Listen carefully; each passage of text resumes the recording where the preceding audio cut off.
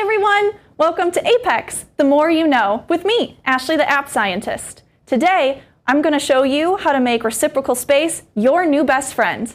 How can you do that? I'll show you. Let's zoom into my screen. After opening Apex, navigate to Evaluate, then Determine Unit Cell.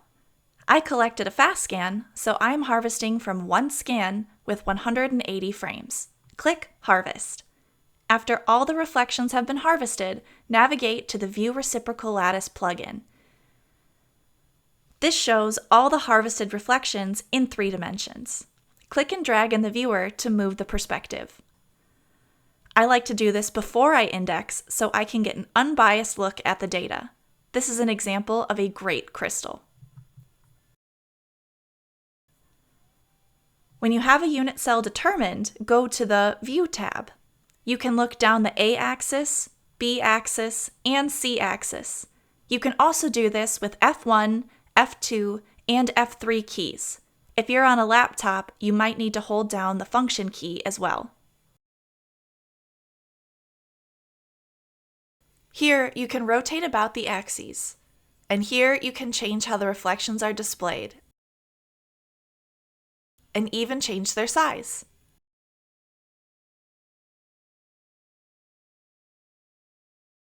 The zoom slider bar is here, but you can also use the scroll wheel on your mouse.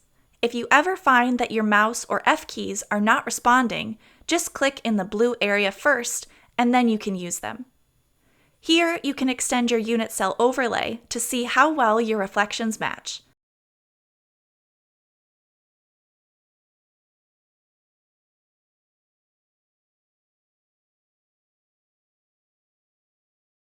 You can even hide reflections from certain runs. In the Settings tab, you can make changes to your top and side histograms. I like them to be white and show intensities. You can change your projection mode and the HUD.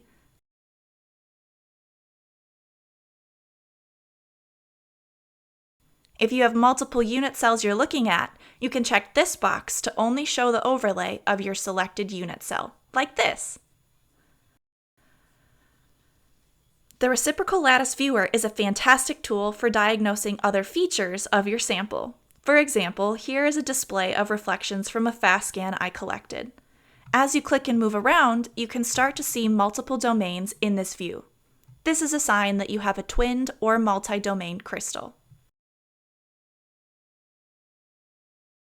To separate out the domains, line up these views so you have what looks like zigzags or argyle. Then click on the Lattice Plane Selection Tool. You want to pick 2 lines from the same domain that look well defined to you. I'm going to click here and then drag over here to another line that looks good to me. It doesn't matter which ones you choose. Ignoring the lines in between, you want to move your mouse around to adjust the overlay until the first and last rows are fully covered. Then release the mouse click. In the right-hand panel, adjust the number of planes using the up and down arrows. You can also use the plus and minus keys on your numpad, or click your mouse into the little box and use your scroll wheel to increase or decrease this number. Then you want to expand this overlay to include the planes on the outsides. Click the Add Planes button until this is completed. You can also use the page up and page down keys on your keyboard.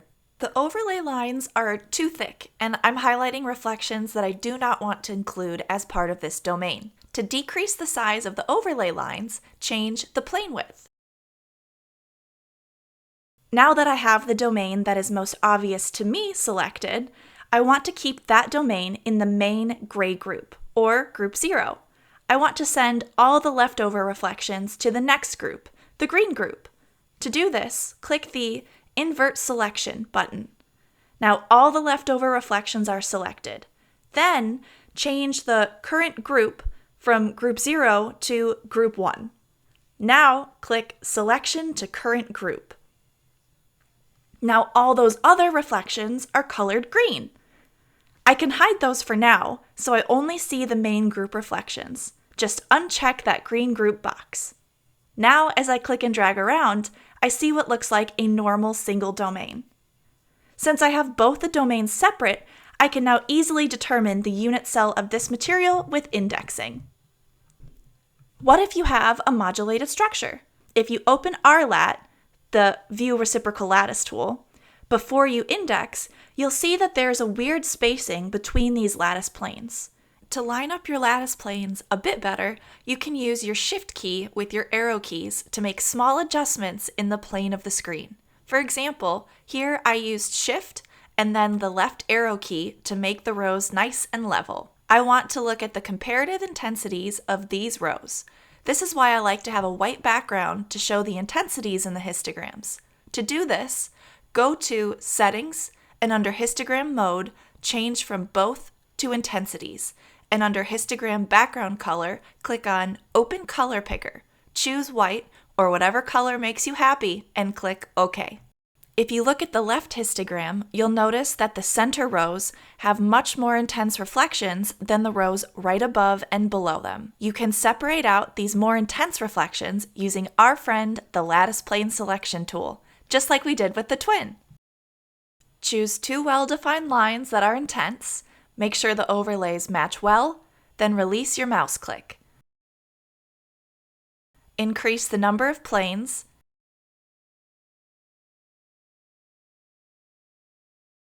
and then add planes on the top and bottom. And decrease the plane width until you're no longer also selecting satellite reflections. Then send the satellite reflections to the green group.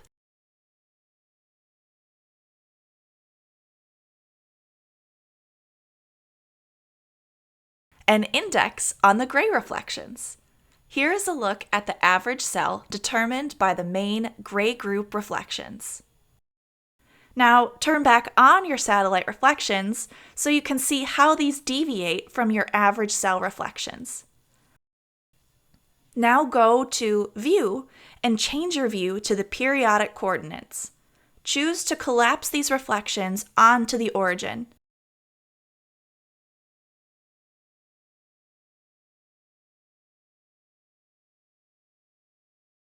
Go to the Q Vector tab and click New Q Vector. Choose one of your satellite blobs and click on it.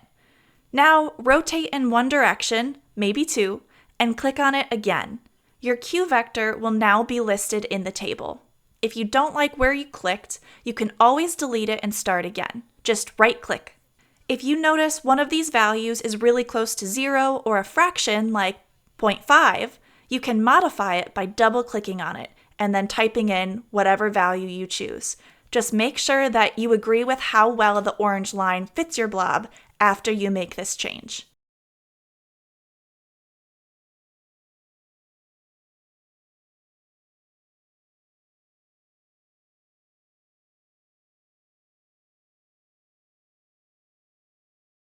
Now you have your Q vector. Isn't that amazing? What a powerful software with intuitive and helpful tools. If you're ready to experience the benefits of Apex for yourself, you can go to brukersupport.com to upgrade. New user? You can request a demo license and see how Apex can transform your lab's workflow. Thank you for joining me, Ashley the App Scientist, in today's episode of Apex, The More You Know, where we explored the amazing advantages of Apex and played in reciprocal space.